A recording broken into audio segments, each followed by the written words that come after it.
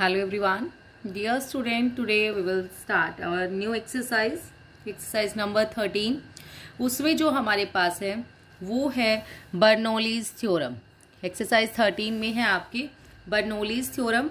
Bernoulli's theorem जो होती है हमारे पास, ये थ्योरम हमें बताती है अगर हैपनिंग इवेंट का वन ट्रायल की वैल्यू हमें गिवन है तो नॉट हैपनिंग की हम निकाल ही सकते हैं वन में से माइनस करके, और जितने भी एक्सपेरिमेंट हम करके देखेंगे जितने टाइम्स, उसके लिए बहुत यूजफुल है बर्नौलीज थ्योरम, एक्सपेरिमेंट्स के लिए स्पेशली. तो हमारे पास इसका जो फॉर्मूला है वो है प्रोबेबिलिटी ऑफ आर जो होगा इसमें होता है वो सक्सेसिव, कितनी बार करें. अगर 1 की निकाले, फर्स्ट एक्सपेरिमेंट की, 2 की, सेकंड की, थर्ड की, फोर्थ की, फिफ्थ की, जितने भी निकालेंगे वो आर होगा is equal to NCR into PR into QN minus r. P होता है हैपनिंग इवेंट, Q होता है नॉन हैपनिंग इवेंट, N मतलब total number of experiments, number of trials.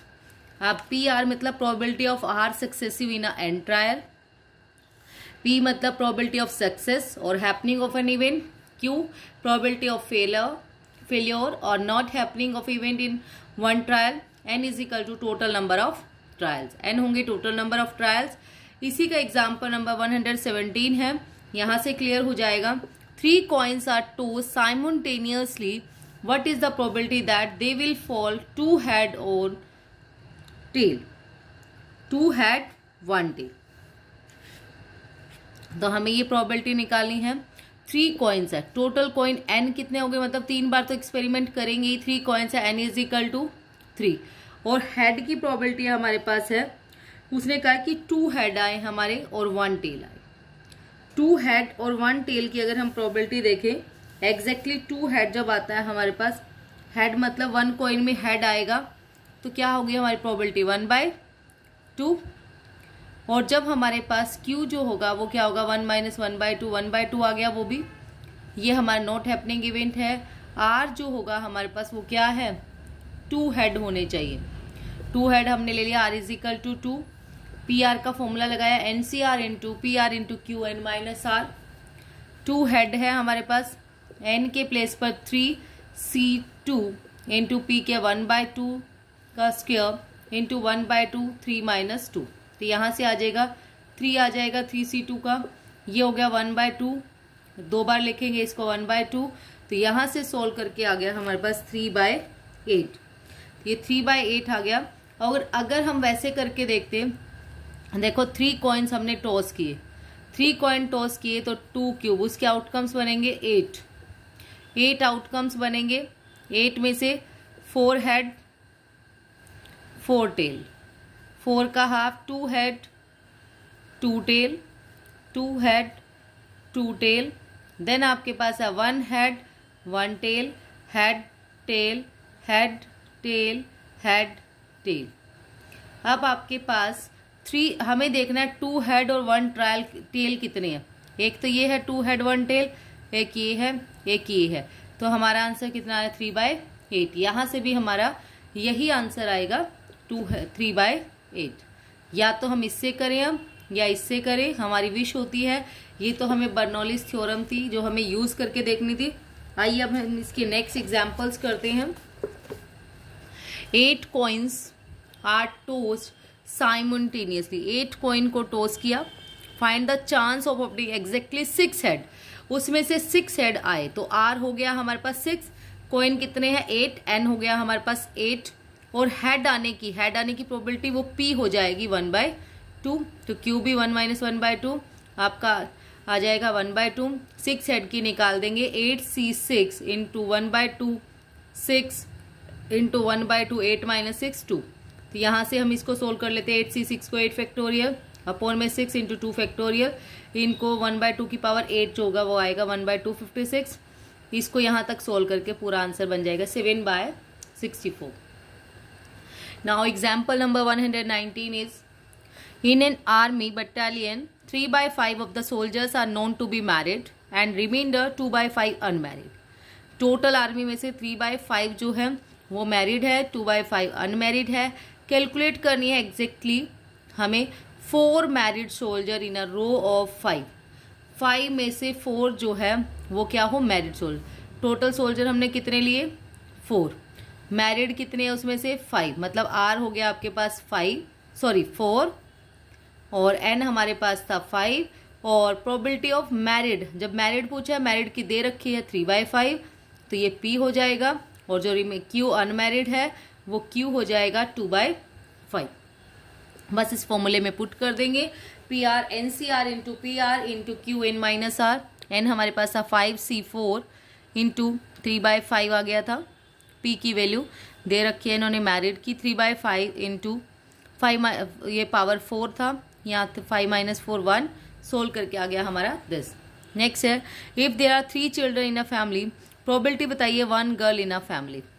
3 children है, एन आपके पास कितने हैं 3, प्रोबेबिलिटी क्या होगी गर्ल की, या तो बॉय हो सकता है या गर्ल हो सकता है हमारे पास, तो बॉय की या गर्ल की प्रोबेबिलिटी होगी 1/2, ऐसे जो Q आएगा 1 - 1/2, वो भी हमारा क्या आ जाएगा 1/2।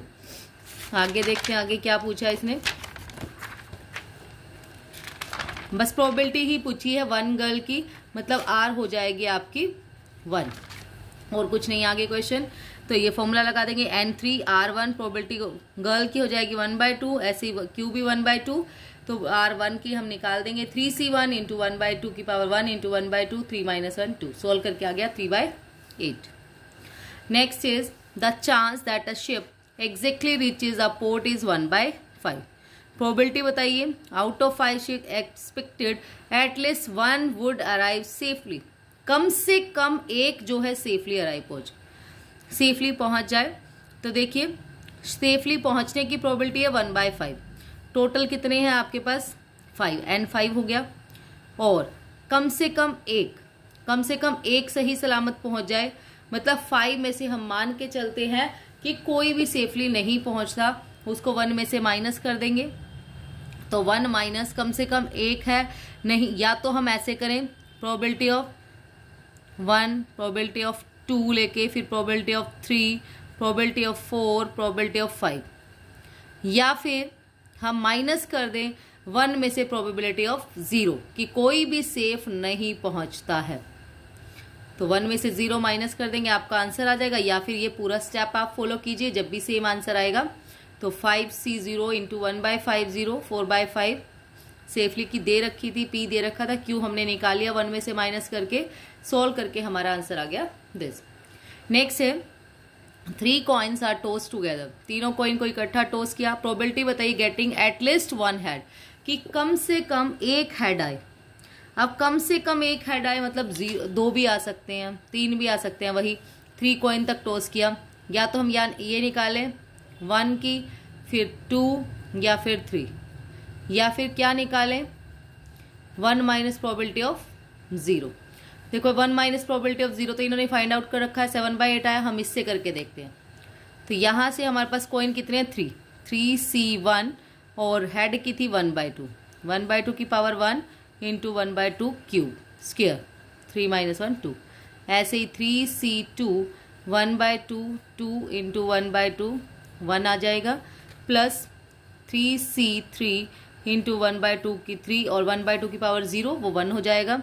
तो सब में से ना 1/8 कॉमन आ रहा है, 1/2 क्यूब बन रहा है, 3C1 होता है 3, 3C2 भी 3 होता है, 3C1 होता है 1, 3C3, तो यहाँ से भी 7/8 आ रहा है, यहाँ से भी 7/8 आ रहा है, आप जैसे मर्जी कर सकते हैं।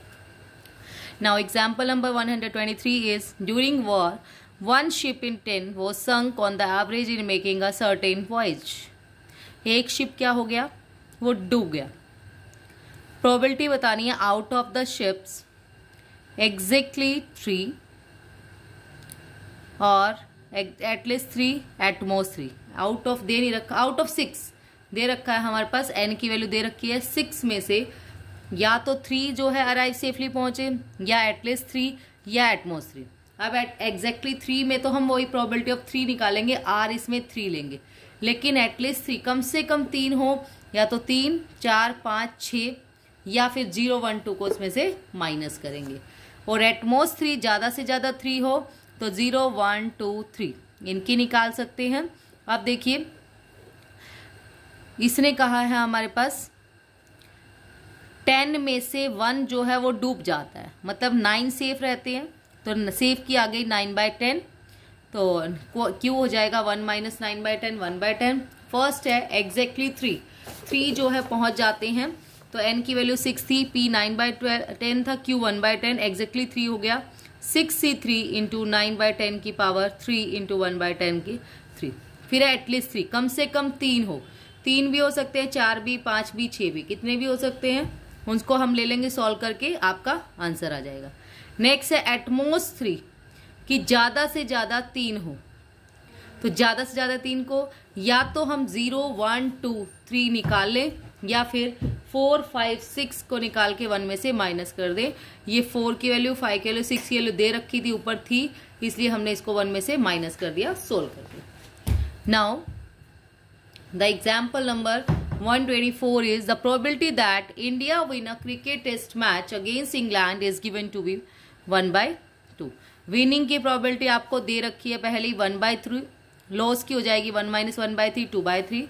If India and England play 3 test match, N कितना है आपके पास 3, प्रोबेबिलिटी बताइए। India will lose all the 3 matches, मतलब एक भी नहीं जीतती है, सारे हार जाती है, तो मतलब प्रोबेबिलिटी ऑफ 0 हमें निकालनी है।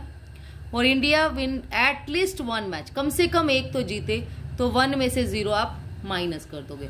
तो पहले हम लूजिंग की निकाल लेते हैं। लूजिंग का मतलब है x 0 है, मतलब 0 मैच की हम जीते हैं, सारे हार गए तो 0 जीते हैं, कुछ भी नहीं जीते तो 0 की निकालेंगे। 3c0 इंटू 1/3 की 0 2/3 का होल क्यूब, यहाँ से सोल्व करके आ गया 8/27।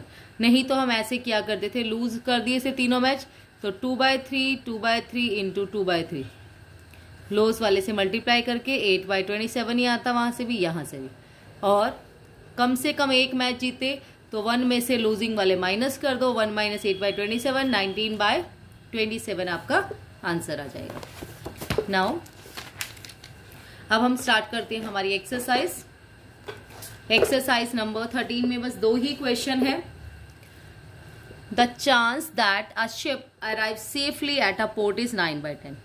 सेफली का दे रखा है 9/10। प्रोबेबिलिटी बताओ, out of 5 ship exactly 4 will arrive safely, कि 5 में से n 5 है, r 4 है, आपके पास सेफ पहुंच जाए। अराइविंग सेफली की निकालनी है, मतलब 4 शिप्स की निकालनी है।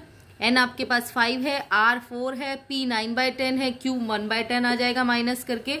बस इस फॉर्मूले PR का formula NCR into PR into QN - 1, तो 4 शिप्स की निकाल दो। यहाँ पर 5c4 इंटू 9/10 की बार 4 इंटू 1/10, तो यहाँ से आ जाएगा 5 इंटू, इसका आंसर मैच नहीं कर रहा है, आप जरूर देख लेंगे। यहाँ से जो हमारे पास आंसर आ रहा था, या तो ये आ रहा था 32805 अपॉन में ये 1250 1 लाख, ठीक है, ये इनका आ रहा है। इन्होंने इसी को ही सॉल्व किया है, पॉइंट कट होके यहाँ आ गया 3281 डिवाइड बाय 10,000। नहीं समझ में आया कैसे किया, मैंने 2-3 बार करके देखा था, ये यही सेम आंसर आ रहा है। Next is question number 2। 4 unbiased coins are tossed. Probability बतानी है गेटिंग ऑल हेड, सारे के साथ 4 अनबेस्ड कॉइन, एन आपके पास 4 है। प्रोबेबिलिटी बताइए सारे हेड आए, मतलब आर भी आपकी क्या रहेगी, इस वाले में 4 रहेगी। और हेड की प्रोबेबिलिटी क्या है, सब में हेड निकालना है, हेड की भी 1/2 है और टेल की भी 1/2 है। प्रोबेबिलिटी ऑफ हेड 1/2 p हो जाएगा, q 1/2, n 4 है, 4 हेड की आपने निकालनी है, तो आ जाएगा 4c4 इंटू 1/2 की पावर 4 इंटू 1/2 का 0, तो सॉल्व करके आ गया 1/16। नेक्स्ट है 1 हेड, अब 1 हेड आए तो r हो जाएगा आपका 1, 4c1 इंटू 1/2 की पावर 1 इंटू 1/2 4 - 1 3, तो इसको सॉल्व करके आ गया आपका 1/4। नेक्स्ट है ऑल टेल, सारे की सारी टेल आए, मतलब हेड क्या हो 0, तो आप 0 हेड की निकाल देंगे, p0 0 हेड की हो जाएगी। ऑल टेल का मतलब 4c0 इंटू 1/2 की पावर 0 इंटू 1/2 4 - 0, तो सोल्व करके आ गया 1/16। नेक्स्ट है आपके पास एटमोस्ट 1 हेड, ज्यादा से ज्यादा एक हेड आए, ज्यादा से ज्यादा एक हेड आए मतलब 1 - या तो हम ये कर दें ज्यादा ज्यादा एक हेड में 0 और 1 की निकाल लें, एक बार 0 आए एक बार 1 आए, या फिर क्या करें कम से कम 3 हेड्स इसमें 1 में से माइनस कर दो, ये 2 3 4। जब भी मैंने करके देख लिया दोनों से हमारा सेम आंसर आ रहा है, मैंने करके देखा है इसमें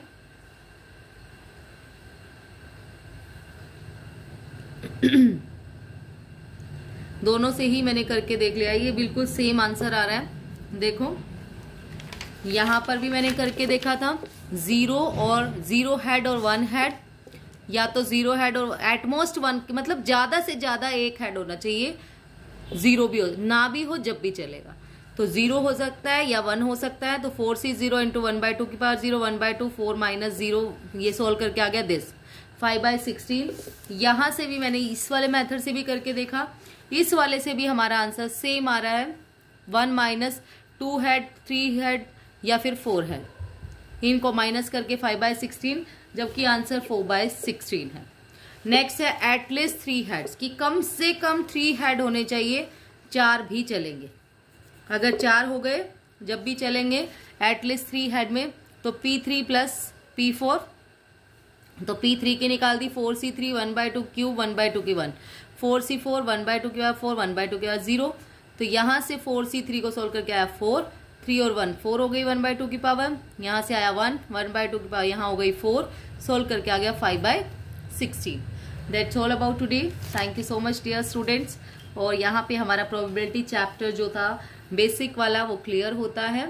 पूरे चैप्टर की वीडियोस आपको के साथ शेयर कर दी गई है, और वीडियो अच्छा लगे तो प्लीज़ वीडियो को लाइक शेयर एंड सब्सक्राइब ज़रूर करें। Thank you.